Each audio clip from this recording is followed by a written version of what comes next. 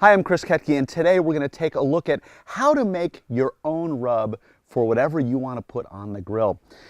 Basically, a rub is a powder or a bunch of different ingredients that fall into several categories. The first is we need some sweetness, then we need some saltiness, we need some heat, and then we need lots of other flavors, and that's where your creativity comes in. So let's start with some of the basic ones. I'm going to begin with the sweet component, and I'm going to put a little sugar in.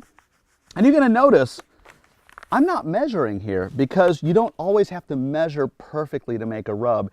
You can have fun making your own. Now, I could also have put in some brown sugar just as well, or even if you can find granulated maple syrup, that's pretty wonderful. It's called maple sugar. And then I'm going to put in some salt. I'm going to put in some kosher salt. And the salt and the sugar are going to balance each other. You don't want too much sugar or it can actually burn on the outside of whatever it is that you're going to cook later. Then I put in some of the hot component.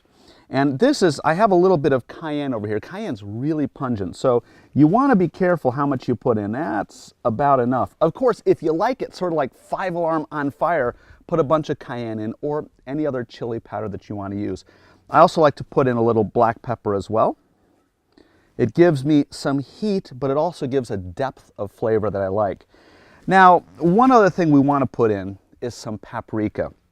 Paprika is basically, looks like the cayenne, but it's not spicy. And what paprika is really good at is basically when you cook whatever you're going to cook on the grill or on the rotisserie, the paprika gives it this beautiful sort of mahogany color. So don't forget to put the paprika in. And then whatever you want to put in, whatever kind of flavors. Like, for instance, I have a little bit of celery salt. I just put in a tiny bit of celery salt. Maybe I want to put in a little bit of dried oregano. Put some of that in. I love the cumin. I like some cumin in there. And ground coriander gives it this kind of floral sort of thing, and I just want to put a little bit in. All right, now, how do you know if it's any good? Basically, just take a spoon and stir it up.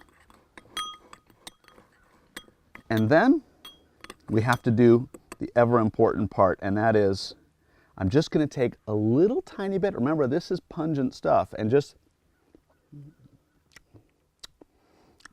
give it a little taste of what I should be tasting right now. Definitely salt, a little bit of sweetness, a little bit of heat, and then lots of other flavors on top of it. I'm going to put in just a tiny bit more salt, and this is really where you can have fun with this.